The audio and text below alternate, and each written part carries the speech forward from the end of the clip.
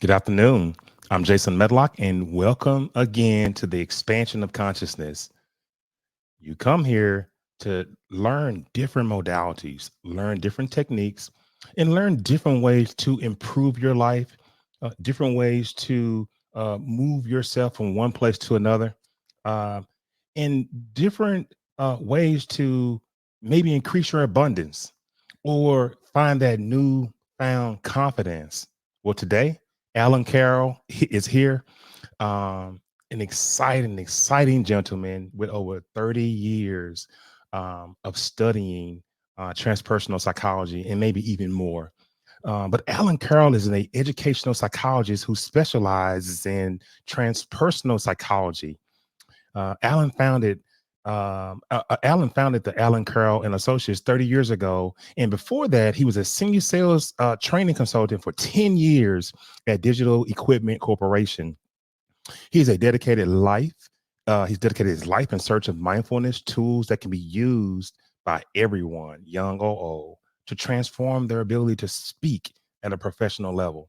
And I thought this would be really exciting for our audience to experience such a well researched and talented individual such as Alan. As well, Alan helps you reduce the psychological suffering caused by the misidentification with our ego and reconnect to the vast, transcendent dimension of consciousness that lies just on the other side of our thoughts that we think and in between the words we speak. Without any further ado, I'm gonna go ahead and bring on Alan Carroll.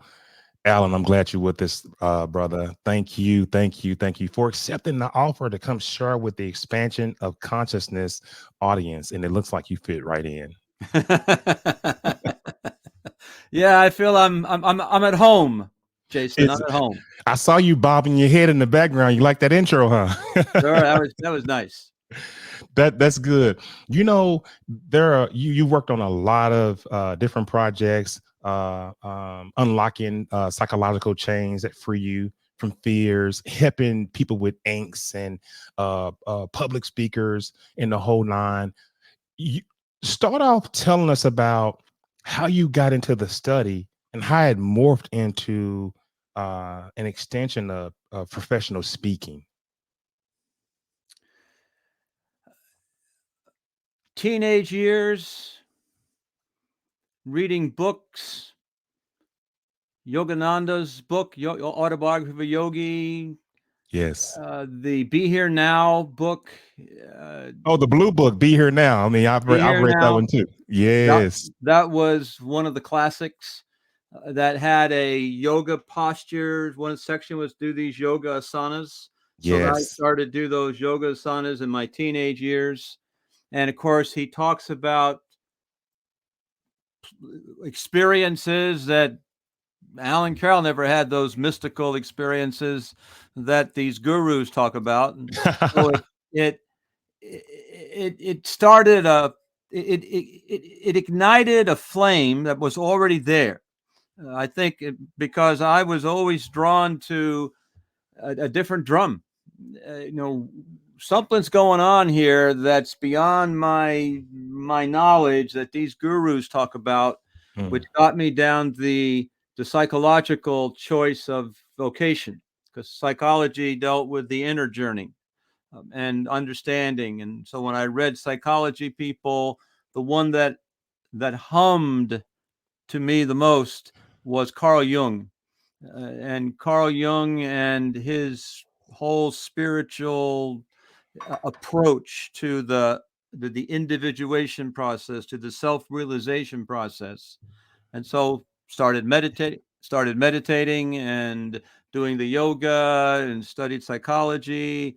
And then 1974, I ended up in San Francisco doing the S training, which was Werner Erhardt's program, which still exists today under the Landmark Education Corporation. And there was a 3-day training called the S training. And mm. that just pretty much accelerated the journey of Wow. consciousness. And what I did in that training is after the training, I began to assist in the organization, and part of that was learn how to speak in front of audience, because they wanted you to speak in front of audiences and enroll people in the training. And that got me to face the terror of public speaking. And having gone through that terror myself and survived, and here I am a few years later teaching people about, how can you get through that uncomfortable feeling. And after first training I did was 83, so 40 years ago, it turns out that if you practice a certain speaking technique, which requires mindfulness, it allows you to become present in the moment of now, which is the whole goal of mindfulness, is to be present in the moment of now without thought, without You see me, you see I'm smiling right here because you are on fire right now. I am. It's everything you're saying is resonating. I don't want to interrupt you, but I am grinning from cheek to cheek. Go right ahead. Go right ahead. Ask When you questions. said mindfulness and the tools that you teach people that you acquired in order to help them become better speakers, really confronting fears and confronting whatever the issues may be. My question to you is, what is a mindful, spacious speaker? And I've read through a lot of your information and website, and um, a mindful, spacious speaker. What is that? Well, let's give you a taste. Okay. If you ask the question, how many words per minute does the average person speak?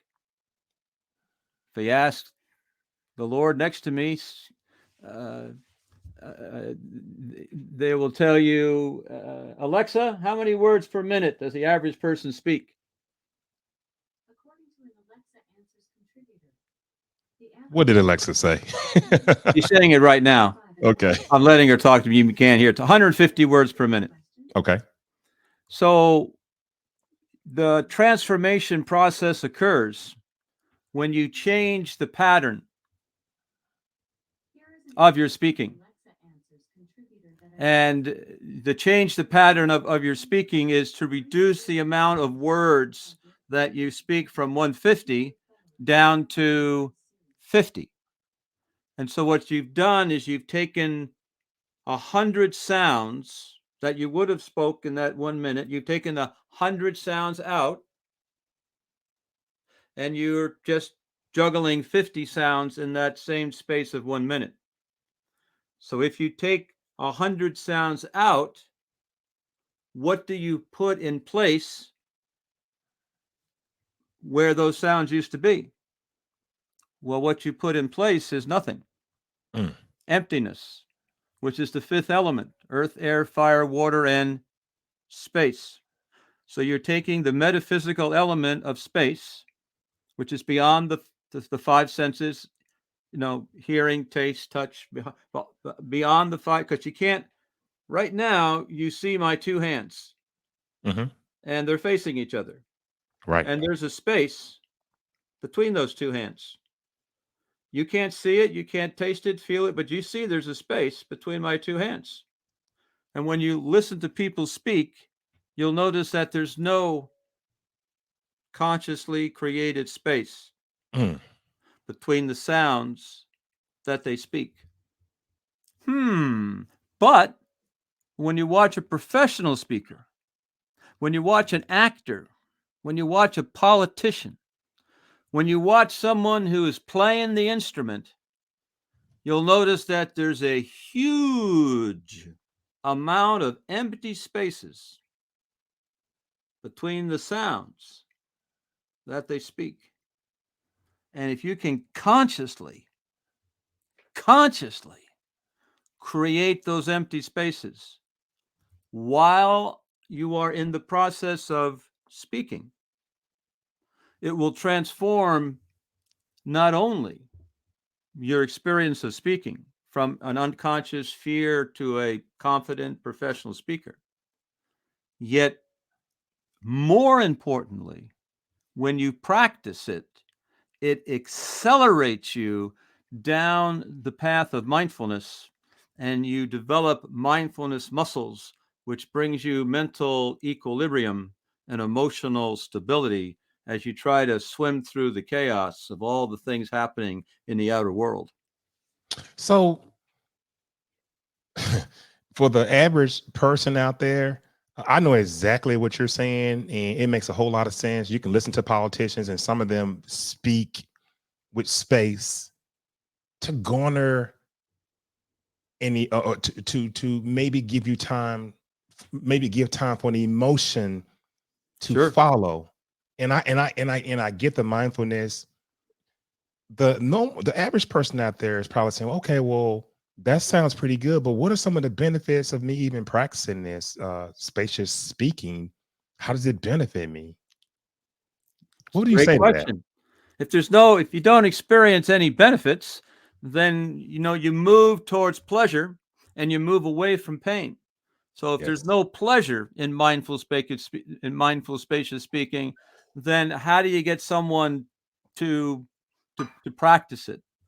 And so what you do is you give them a taste of it. And when you give them a taste of it, we're simply saying,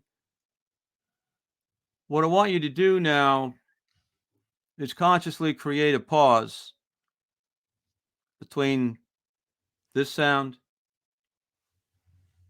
and this sound, between the two sounds. Right now, Hmm. there's no space. Now you're going to create a pause. Now there's a space. And in the space, what you will psychologically discover is a command override switch, which takes control of the thoughts inside your head. Right now, you don't have control of the thoughts inside your head.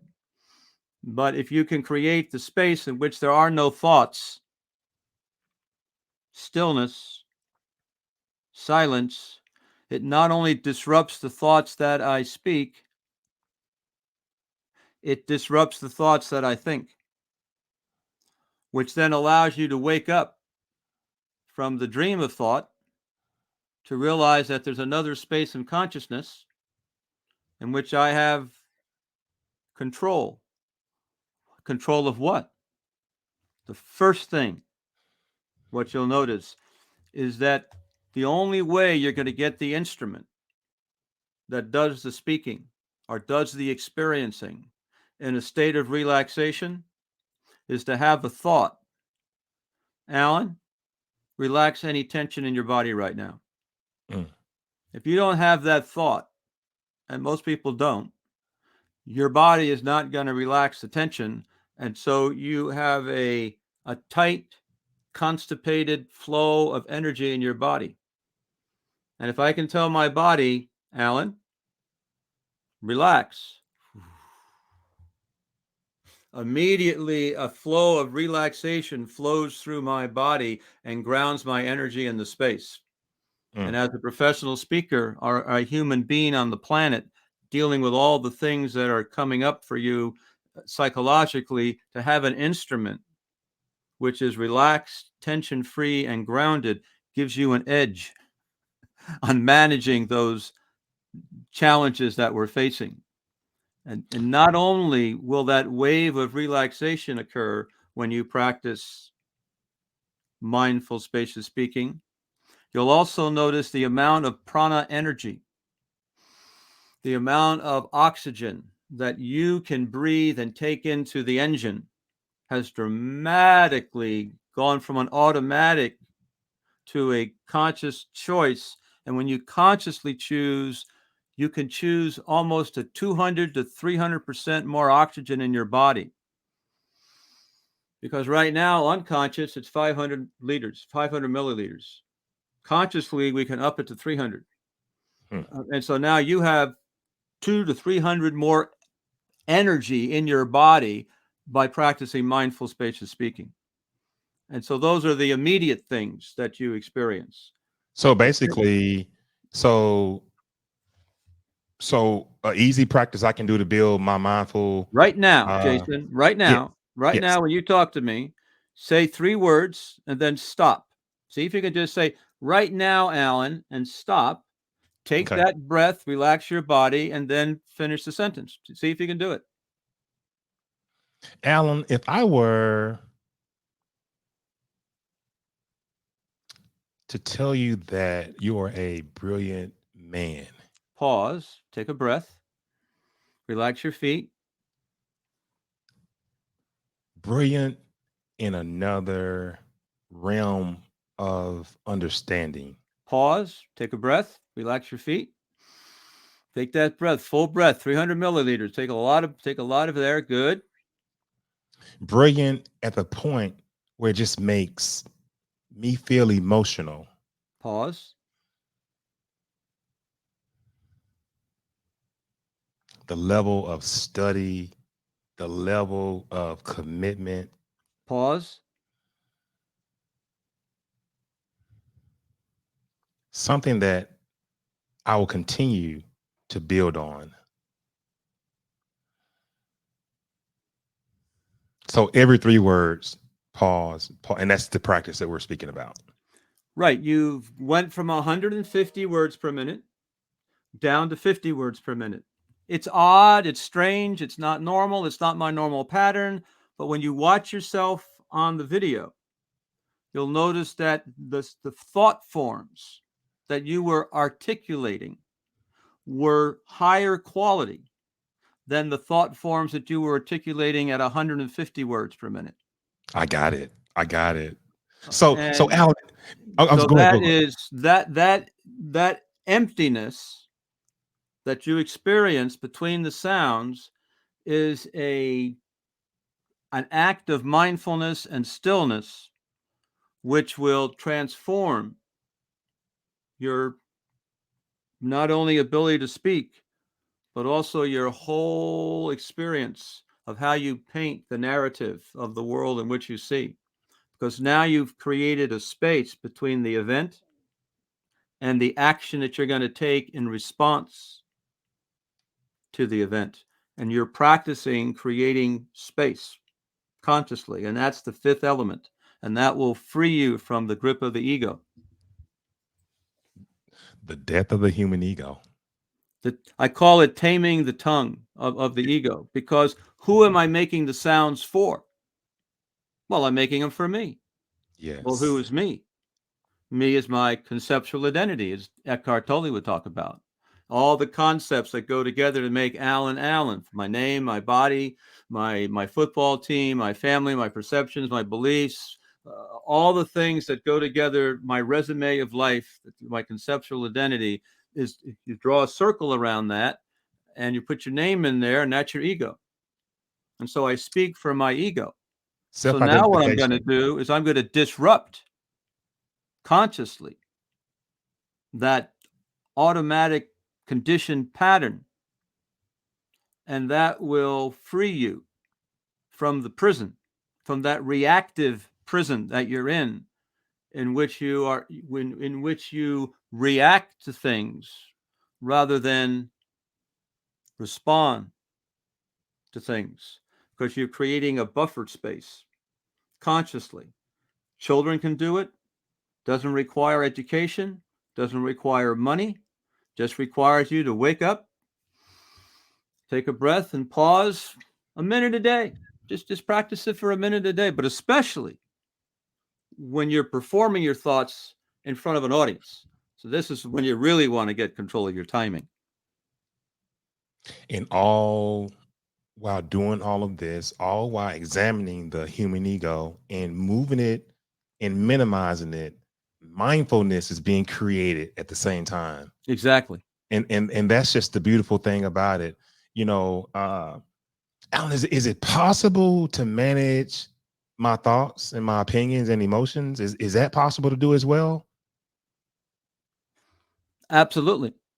Hmm. Your thoughts, the thoughts that I think, let's say I'm thinking a thought, I take that thought and now I want you to hear the thought that I'm thinking. So I'm going to use my body to blow air out of my body Yes. I'm going to put my tongue and my lips into a certain way that I've learned from the beginning of how to speak in order to vibrate the air just the right amount of time for just the right amount of air with just the right amount of position of my lips and my tongue. And I can create a bubble of sound.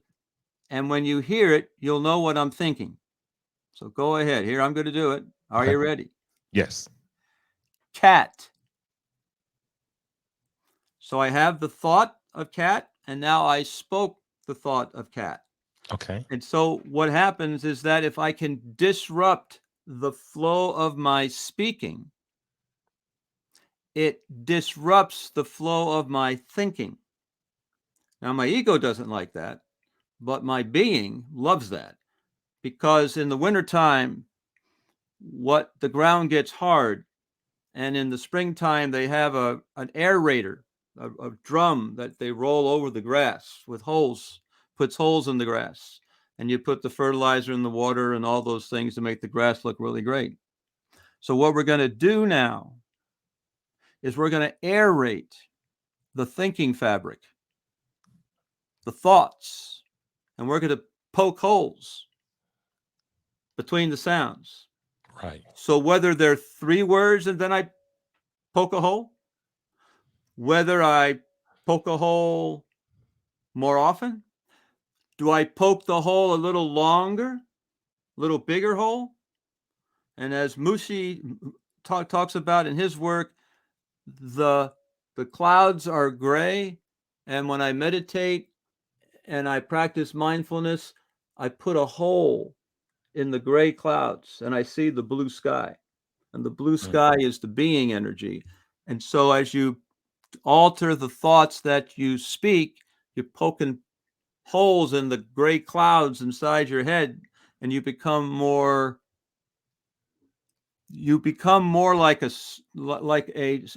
screen door in the summertime that allows the flow of energy, whereas the wintertime it's a storm door of glass. There's no flow of energy. Difference between the doors: one has holes, one doesn't.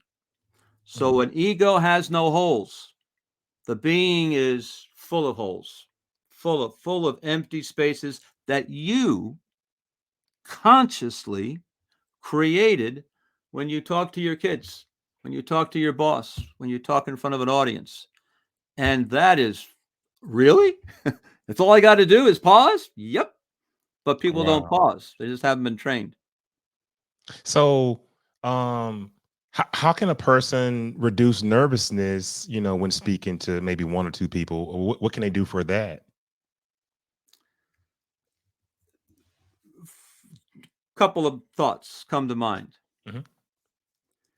Uh, when you practice erasing, if I take an eraser and I erase those thoughts that I was going to speak, there's now empty spaces there. You'll notice that the nervousness, the anxiety, the tension, the fear has nothing to do with the present moment. It's the fear that something's going to happen in the future, not right now. Something's going to happen in the future which is going to be horrible. I'm going to be rejected. I'm going to look like a fool. I'm going to make a mistake which is going to be totally devastating to my life. Some thought is inside your head, but that's a future thought. There is no fear right now. There's no fear right now if you can get here. But you are seduced by the thoughts inside your head and the little voices. Oh, Jason, you're going to get in trouble. This is not going to work. You're going to make a mistake. You haven't prepared. You haven't done this. You haven't done that. And so now you're nervous now because you're thinking of the future. But mindful spaces speaking requires you to be here in order to tell yourself to stop speaking. You got to I be right wondered, here, and there is no future, so there's no nervousness. I've wondered, when you watch some of the top speakers in the world, and even some of the great leaders that we have in the U.S. and across the world. In your opinion, what do they have in common when they speak?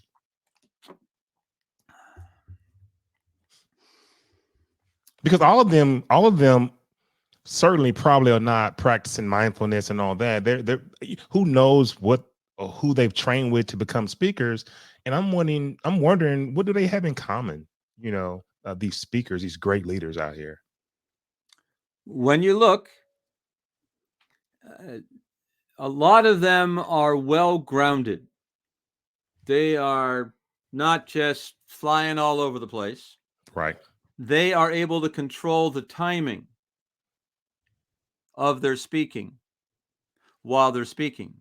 Now, actors, they got directors telling them to stop. And so when you watch actors act, you see the result of 10 takes before they finally got it to the point that they wanted it to be. And so we're looking at there are no 10 takes. All there's this moment right now. Right. And are you able to wake up in the moment right now? And you ask yourself, what do you mean wake up? The best way I can describe it is that when you ask people, do you dream at night? And most people will say, yeah, yeah. Jason, do you dream at night? You know what? If my subconscious chooses, our subconscious puts the images in our mind, in our head for a reason. So if it chooses for me to, yes. Yeah, And typically, every so often I do. yeah. So in dreams, they call it REM sleep, REM, REM sleep. But without Mhm. REM sleep, the hallucinations in the dream will happen in the outer world, but the dreams allow the chemicals in your body to relax, and so you're not. It reduces some sort of psychic tension in your physical body. So people Mhm. dream, whether they remember or not. You got to dream. Now, the trick about dreaming is that when you wake up the next day, oh yeah, I was dreaming last night, and immediately you try to grasp the dream, and it sort of fades away. However, if you can be dreaming and then realize that you're dreaming, you wake up in the dream. So you don't wake up into outer consciousness, you wake up in the dream and you realize you're dreaming, and that dream is a special dream. That's a lucid dream. That's a lucid dream. Yes. And that's a big dream. That's like an awakening of a consciousness that's always there, but you were under the covers, you were under the blankets, you were not awake. You thought you were awake, but you're not awake like you are in a lucid dream. Yes. And the Yes. same is true in mindful, spacious speaking, is that you think that you are awake. You think you know how to speak until you practice disrupting the pattern of your speaking and you wake up from the dream of thought that you didn't even know you were dreaming. Mm. And now the thought is here rather than inside of me. And now you are watching the movie, sitting in the chair eating popcorn, rather than caught by all the action in the movie and throwing stuff and angry and upset at the movie and it shouldn't be that way and we got to do something. So you're throwing your tomatoes at a screen in front of you. So you've been fooled. There is no. There's now you want that separation that I'm not. It's just a movie. It's just a movie. And I'm creating the movie. So for me to get upset at what I created is pretty stupid. But most people don't realize that what they think and what they see is the same thing. People have colleagues that they um, communicate with, that they look up to, and sometimes, you know, they want to garner information from them in a conversation, and these friends are very good speakers, articulate very, very well, but don't listen to the friend very, very well. But they're great, and they can really, really explain anything away. Is there a practice that people can use that are just highly intelligent, can speak great, to become better listeners? So when let me having a see. conversation. Okay. So let me see if I understand, Jason, and correct me if I'm wrong. You're asking me about the listening and if there are any suggestions that you can make that would improve people's listening skills, that would strengthen those listening muscles. Is that close Yes, to what you that's want? that, that's it. And and I was saying it in a way that I have colleagues that are very, very well spoken and have spoken at events, but they don't listen well. So I'm just wondering, is there a practice that anybody can use to help them become better listeners? Right. Okay. So the practice of listening uh, are vary. Martian Martin talks about generous listening. And so, what's generous listening? Well, that's listening to what the person is saying, anybody, and you want to, in your mind, you're going to say to yourself, whatever they're saying is brilliant. Whatever they're saying about whatever they're talking about is absolutely brilliant. And the second thing is that it's a possibility. It's a possibility. Now, what you'll notice in the area of judgment is that most people don't listen to other people as if what they're saying is brilliant, because I immediately evaluate what the person is saying and judge it and crunch it and label it and blah, blah, blah, blah, blah, depending on my past conditioning. And so listening is an attitude, like I said earlier, the only way that I'm going to be able to tell my body to relax is that if I have the thought, Allan, relax your body. The only way that I'm going to recreate or listen to what Jason says is that if I have the thought that when Jason asks me a question, I'm going to mirror back active listen, reflective listening. I'm going to reflect back what the person had to say.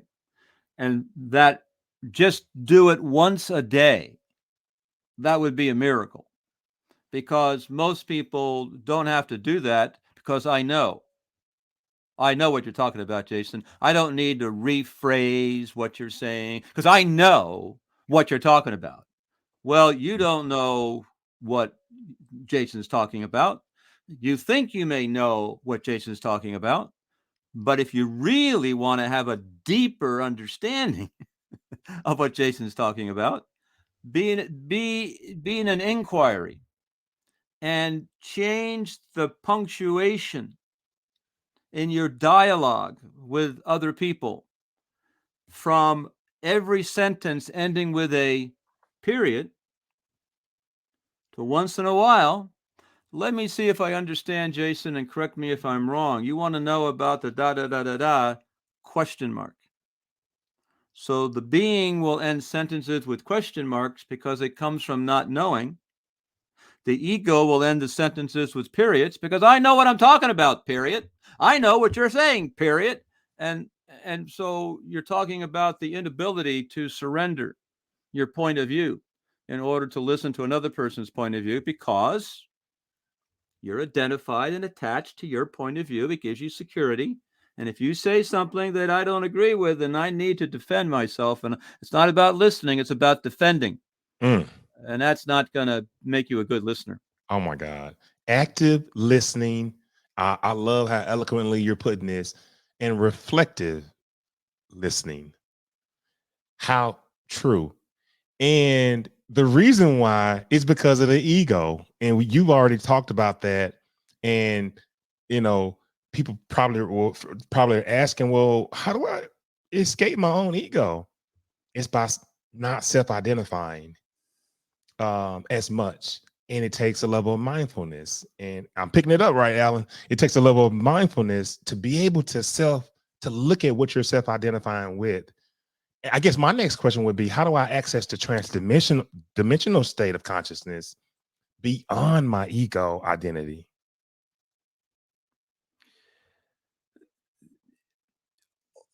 You're planting a seed of stillness. in your reality, in the movie, in your waking dream, you're consciously planting a seed of stillness. And that's why I recommend that everybody have a practice, have a time during the day in which they close their eyes. Get your eyes closed, because there's so much you see that upsets you that Mm, you can minimize the amount that upsets you by simply closing your eyes. So, mm, how often during the day, at least 5 minutes, I do an hour of practice myself where my eyes are closed. And I go through, the practice in order to still the mind. And mindful, spacious speaking stills, creates no agitation, no, everything is still, everything is clear. Like I can show you, I have it's like a snow globe, and you shake the snow globe up, and there's all this agitation. And when you pause and you become still, all of a sudden the agitation disappears. And now wow. what happens? Clarity. Clarity happens on the event that you're watching in the movie. And now all of a sudden you realize, why would I throw a tomato at the movie? It's sort of a stupid thing to do. I have to clean it up afterwards. So now you can make decisions which are more beneficial to not only your well being, but to the well being of the other person. And Mm. listening is, Eckhart Tolle would say, one of the greatest gifts you can give another person is to listen, to reflect, to active listening, what the person has to say. Because most people are too busy to talking, not into the listening. And when you can recreate someone's point of view, they feel like they've been heard. Wow, you Absolutely. heard what I said. You're the first person in years who's ever listened to me. And it's really a wonderful skill. That's the skill I have in psychology. You're just a good listener. Being a hypnotherapist and being a QHHT practitioner, the first thing we're taught, if you're going to be dealing with clients that you're trying to move to the trance state and even move them further to the somnambulistic state, and that's what we do with the quantum healing hypnosis, the first thing you have to do is listen to the client, because the only way you'll be able to get them into trance state, Allan, is if they trust you. And the only way they'll trust you is that they can feel that you understand them. And the only way you understand them is to listen. We're going to look at your website, Allan, Carroll, and Associates. Um, we want you guys to um, follow Allan, go to his website, and look at a lot of the things that he does, in particular his workshops. And Allan, I'll let you talk about what's here and what you're offering, and how can it benefit people. Sure, sure. Our workshops are mindfulness and action workshops. And we're here to develop mindfulness skills. And the way we develop mindfulness skills is on the stage of public speaking. And our clients are individuals, our corporate clients, our salespeople, engineers who want to improve their ability to clearly articulate their thoughts, to be confident and grounded in front of an audience. And so we offer virtual trainings, we offer live trainings, and you would come for 1 day, 2 day, 3 day experiences. And it's almost like a gymnasium. You go to the gym to work out. And that would be and we have a list of programs that are offered. And you can go to the portals and you can sign up on the websites, and you can enroll into our classes.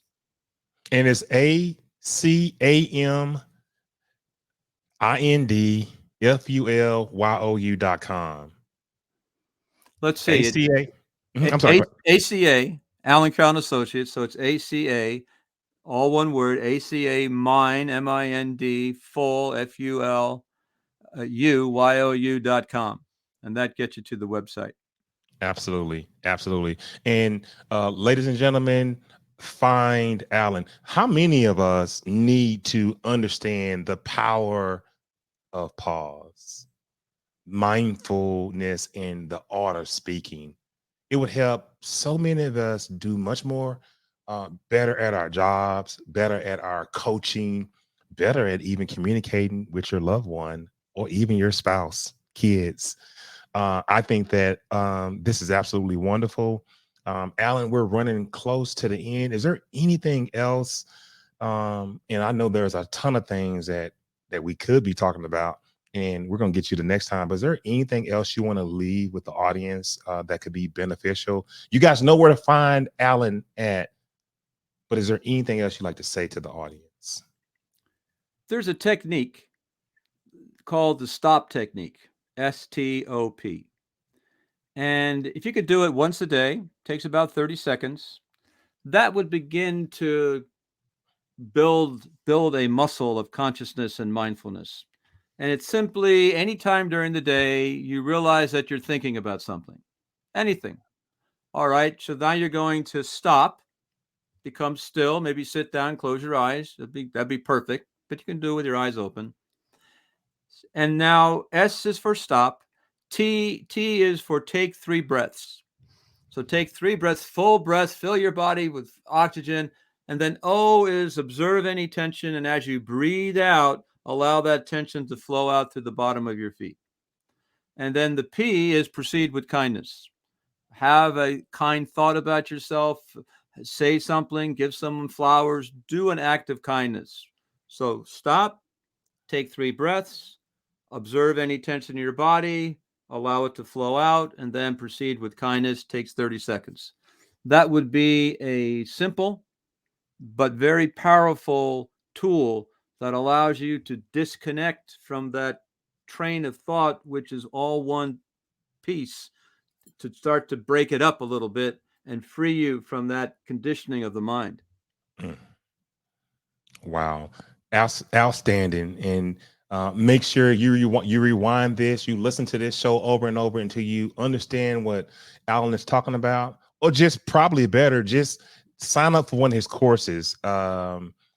When I was researching you, because you understood the mindfulness and how to achieve that, Yep. and also how to unlock and transform the level that you articulate at so that your thoughts can be at a professional level to speak. That just drew me to you, and I knew that the audience would actually love it. But Allan, hold on there. I'm going to move you to the back. Stay there. Okay. So I want to talk to you for a second, and I'm going to wrap this thing up. But ladies and gentlemen, Allan Carroll. We're talking about a gentleman that has traveled to over 60 countries and worked with corporations like Cisco, SAP, HP, Facebook, AWS, you know, um, you name it, and has trained thousands of speakers on how to unlock these chains of transformation, helping people transform their ability to think and articulate their thoughts at a professional level. I mean, mindfulness and action workshops that Allan does, and particularly the power of the pause, it helps you disrupt the automatic reactive patterns of the human ego that speaks for so many of us. Just exciting. We don't want to get too technical, but really listen to what Allan is saying, giving you the tools of a professional speaker, understanding mindfulness in the art of speaking, the power of the pause, just pausing, saying 3 words and then pause so that you can fully access the space of thought,